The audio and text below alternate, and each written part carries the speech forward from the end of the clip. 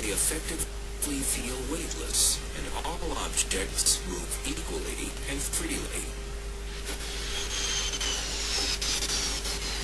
One fun way to experience the astronautical thrills and spills of space travel is to simulate it on a zero-G flight. This is going to be an incredible experience. By riding the ultimate roller coaster, a specially modified zero-G Boeing 727 aircraft, astrophysicist Alex Filipenko is about to go on the ride of his life. It's going to be like a ball thrown up in the air. Weightless because it will be in free fall.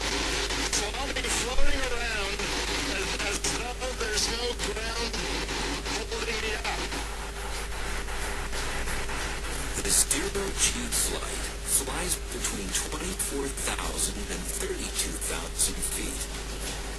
This is about the same altitude as a regular commercial jet. But that is where the similarity ends. The water's the next one. The path it follows is a series of coaster-like rolling hills in the stratosphere. Just like Superman the Ride, the Super Zero-G plane gathers potential energy as it climbs up at 45 degrees. Passengers feel this as an increase in weight. Gravity is measured in terms of G-forces. 1G is the amount of gravity we feel standing on the surface of the Earth. How do I get back down like this? And get ready. As the plane steeply climbs, accelerating upward, the gravity G count rises, and people feel heavier. Accelerating us upwards at about 1.8 G at its maximum. As the flight approaches, then eases around the apex of the arc, the plane, as well as all the people inside it, are in effect in free fall. Zero-G coming up. Oh man! What an indescribable feeling! Holy cow! Oh! I'm out in free space! Golly! This is what an astronaut feels! The plane's trajectory induces weightlessness again and again by flying a series of these parabolic arcs. Even though they are within the cabin of a plane, the zero-G passengers are freely falling towards the Earth, just like skydivers. But what creates the sensation of weightlessness?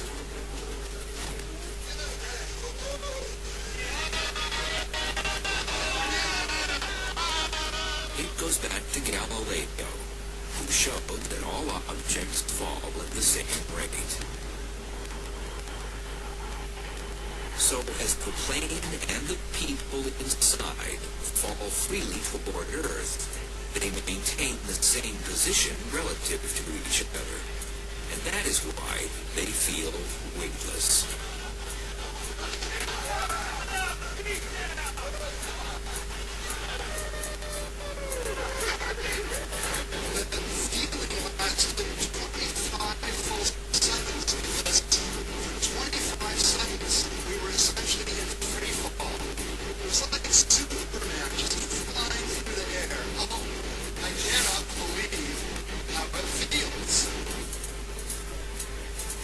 When the jet's engines re-engage and end the free fall, the passengers feel their weight return.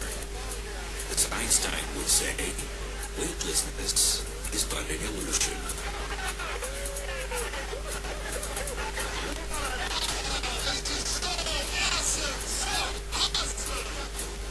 The zero-G plane takes advantage of something Einstein worked out back in 1960 in his general theory of relativity.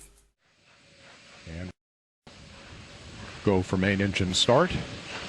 T-minus 10, 9, 8, 7, 6, 5. All three engines up and burning. 2, 1, 0, and liftoff. The final liftoff of Atlantis on the shoulders of the space shuttle. America will continue the dream. Program, Houston. Roger, roll, Atlantis. Houston now controlling the flight of Atlantis. The space shuttle spreads its wings one final time for the start of a sentimental journey into history. 24 seconds into the flight, roll program complete. Atlantis now heads down, wings level on the proper alignment for its 8.5-minute ride to orbit. 4.5 million pounds of hardware and humans taking aim on the International Space Station. 40 seconds into the flight, the three liquid fuel main engines throttling back to 72% of rated performance in the bucket, reducing stress on the shuttle as it goes transonic for the final time. Engines now revving up, standing by for the throttle up call.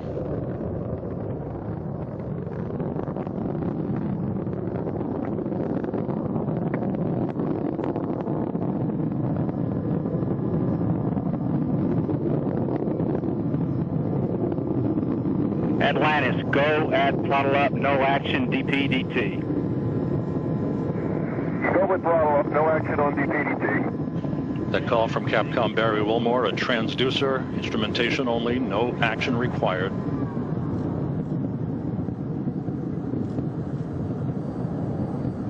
Atlantis now 15 miles in altitude, already 16 miles downrange from the Kennedy Space Center, 1 minute 40 seconds into the flight.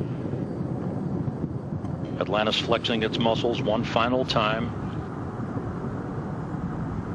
Atlantis traveling almost 2,600 miles an hour, 21 miles in altitude, 24 miles downrange, standing by for solid rocket booster separation.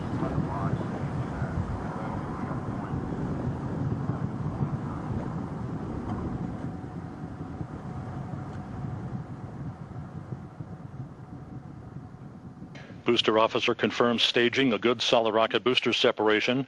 Guidance now converging. The main engine steering the shuttle on a pinpoint path to its preliminary orbit. 2 minutes, 20 seconds into the flight. Atlantis already traveling 3,200 miles an hour, 35 miles in altitude, 50 miles downrange. Standing by for main engine cutoff. Booster officer confirms main engine cutoff. For the last time, the space shuttle's main engines have fallen silent as the shuttle slips into the final chapter of a storied 30-year adventure. Now standing by for external tank separation.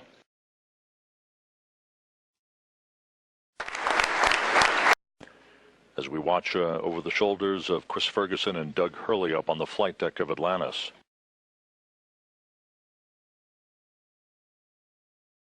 You could see very clearly the cannon-like jolt of those big orbital maneuvering system engines. And courtesy of space station cameras, our first view of the shuttle Atlantis. Good burn, Atlantis. No trim required. Copy, good burn. Through the centerline camera in the orbiter docking system, this sequential still video view of the International Space Station. Atlantis station on the big loop, we have you in sight. Service module.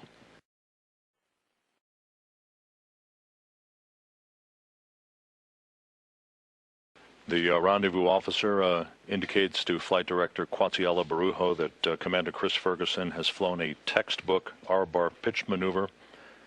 And you can see the structure of the International Space Station now coming into view as both spacecraft pass over the limb of the Earth. Atlantis coming up on the so-called V-bar, the velocity vector. Atlantis, Houston on the big loop. The teams have been pulled in concurrence. You are go for ducking.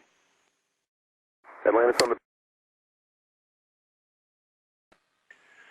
Station at Atlantis, Houston. Station free drift is confirmed.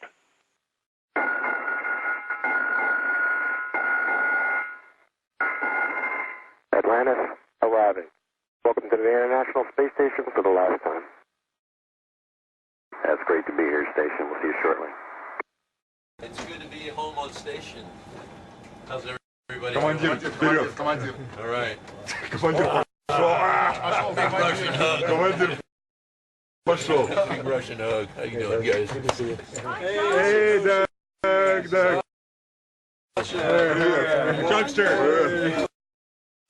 Теперь можно.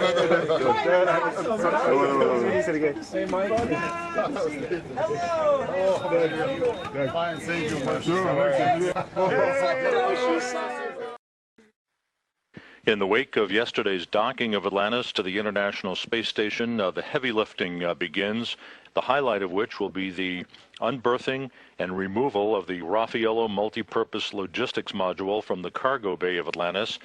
Raffaello is 21.6 feet long, 15 feet wide. Fully loaded, weighs about 12.5 tons. It is equipped and supplied by 9,403 pounds of cargo that will be transferred to the International Space Station over the course of the next several days. And Houston, Atlantis, we're starting the maneuver to unberth the MPLM. We copy, Sandy. We're following. And with kid gloves, Sandy Magnus at the controls of the station's robotic arm, beginning the process of unberthing Raffaello from Atlantis' cargo bay. And Atlantis, the MPLM is unberthed.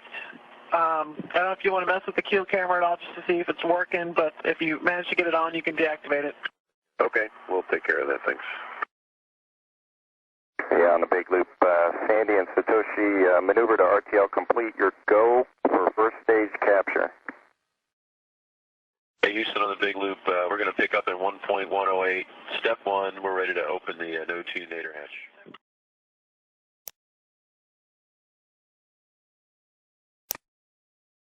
Out of Atlantis' payload bay. Close encounter to OPSS. You bet. Cheerful red light on the top. Here you see the robotics refueling mission just about to be installed and handed off to the Dexter arm over on the lab Nader. I know that everybody at Goddard was holding their breath. They were making sure that we were all sending them good wishes, and we were able to get it installed onto the Dexter just fine. Then it was off to install the MISSI, or the Materials ISS experiment, the small portion of that called the ORMATE. Took some photos of that. That's material samples that are exposed to the ram and wake of space. From there, we went on to work on the grapple fixture that had the little wire sticking out through one of the latch doors. You can see it getting cleared there and then pulled out of the way. That went just like the training. It was just like watching training video to see how well this went, just like we had planned. It doesn't always go that well, but today it sure did, and we were glad to see it.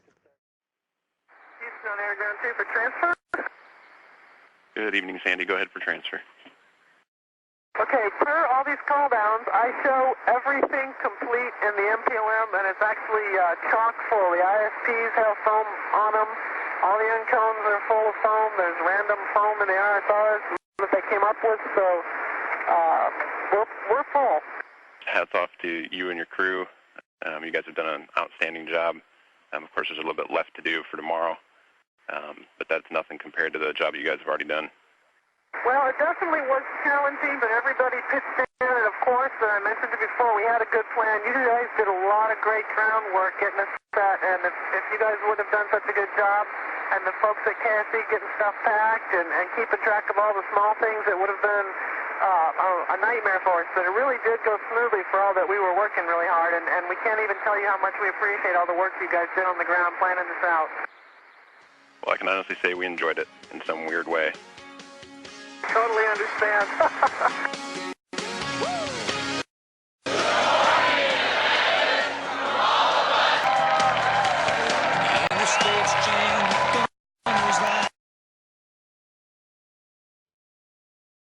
Atlantis station, Mike on the big loop.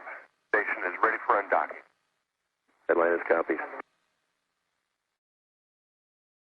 Physical separation, Houston. Houston copies. Undocking confirmed at 1:28 a.m. Central Time. Atlantis weighs anchor from the International Space Station for the last time. 12.5 years of shuttle missions to build and service a 1 million-pound complex at an end. A few minutes after Atlantis reaches the point 600 feet directly in front of the station, the International Space Station will begin a yaw maneuver of 90 degrees under the control of Russian segment thrusters. That yaw maneuver will occur while Atlantis is in a period of about 27 minutes of station keeping directly in front of the complex. Once the station has yawed to the proper orientation, Doug Hurley will begin a 600-foot radial fly-around of a half-lap around the complex, while Magnus and Walheim use digital cameras with high-powered lenses to snap away, collecting imagery of the longitudinal axis of the station, its modules, and its components. And Station Atlantis, you'll be happy to know you look just as good from the side as you do from the front. Thanks, Bergie. Not sure how to answer that one, but thanks. Almost directly above the International Space Station, you can see the varying views, the solar arrays that are angled through the beta gimbal assemblies to optimize solar array absorption of sunlight to be converted into electricity. On the far right of the axis of the space station, that is the Harmony module in the horizontal position. Basically, as you look at this view, that's where Atlantis was docked to.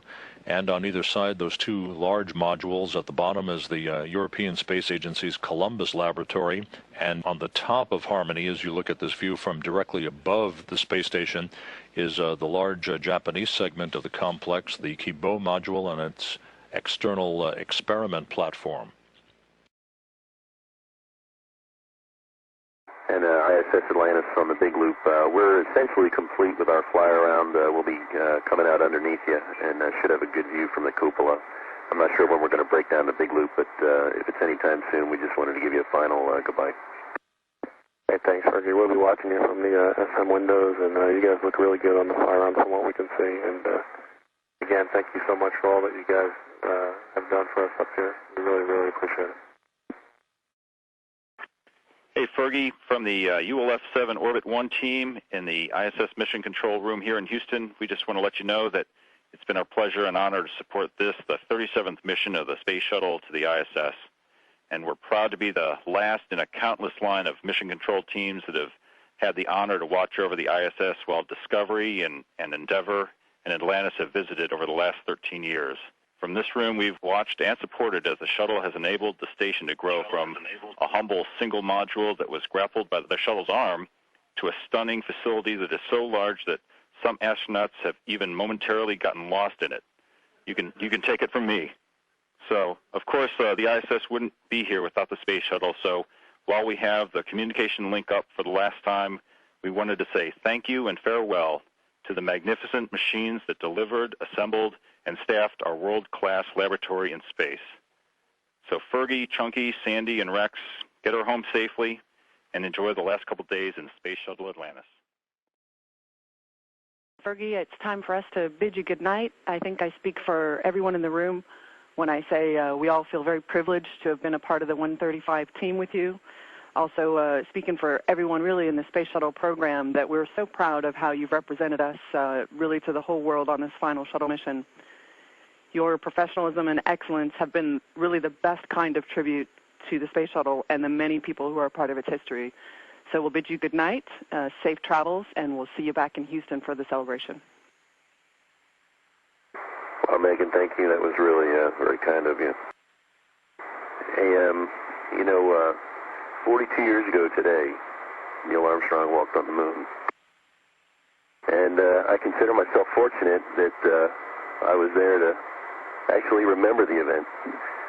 I think that there's probably a lot of folks in that room who didn't have that privilege or honor.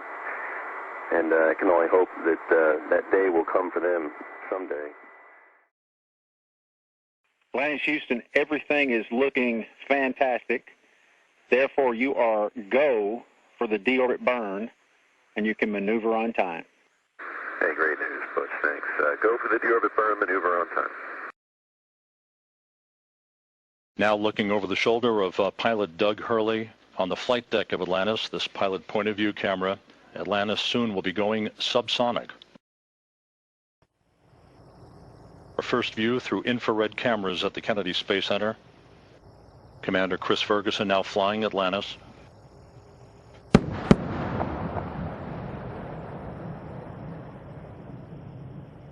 Piercing the pre-dawn sky as the space shuttle announces its arrival at the launch site with its signature sound of twin sonic booms having gone subsonic for the last time.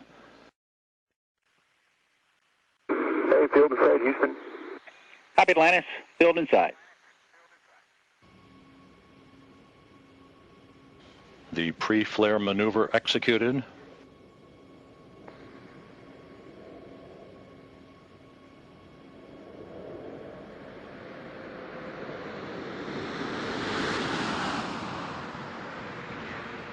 Landing gear down and locked.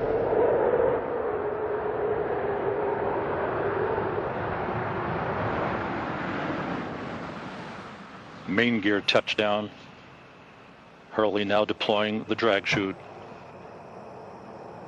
Ferguson rotating the nose gear down to the deck.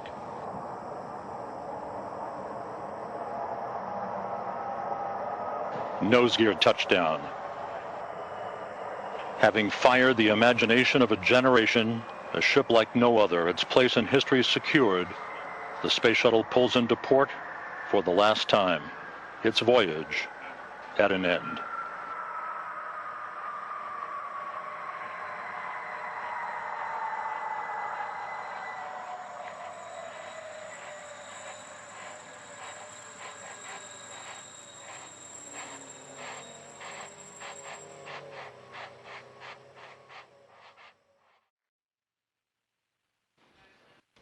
And the commander is now leaving the crew transport vehicle along with our other astronauts, being greeted by our NASA administrator and our center director, Bob Cabana.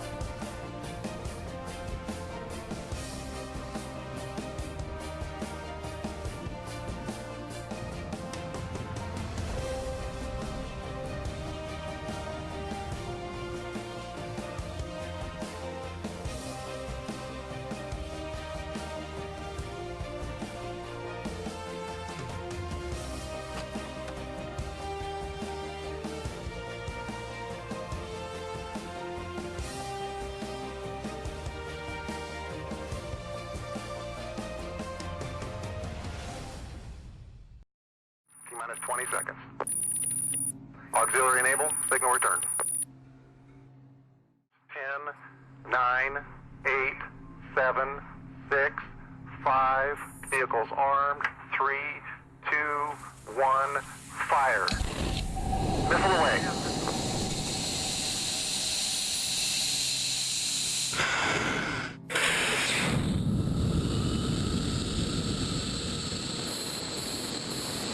Plus 5. Plus 10. Burn out. Good burn. Copy, good burn.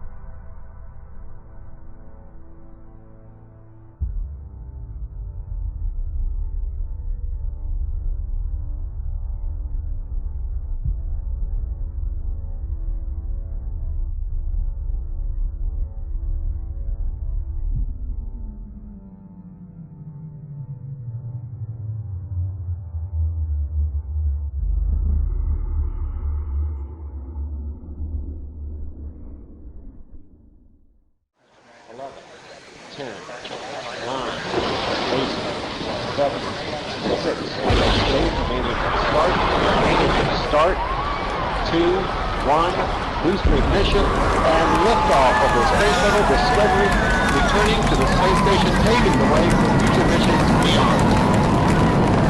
Roll for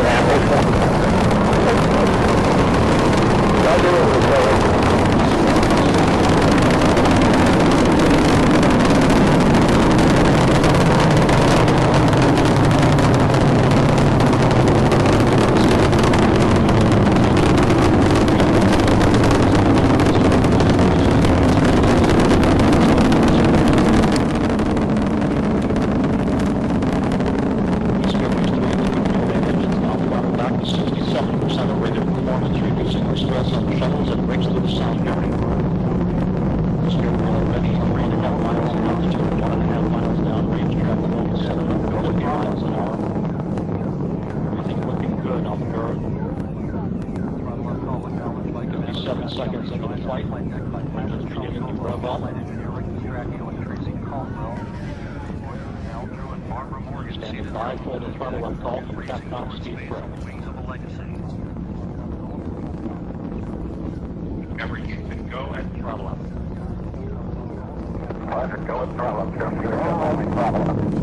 Throttle up, throttle down by Commander Steve Lindsay.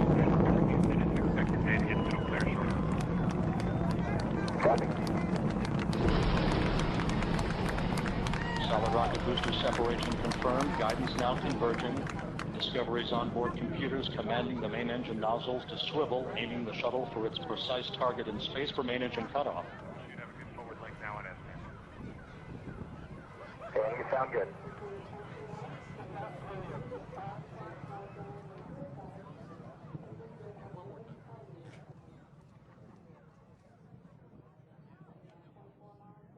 Discovery Houston, negative return. Copy, negative return.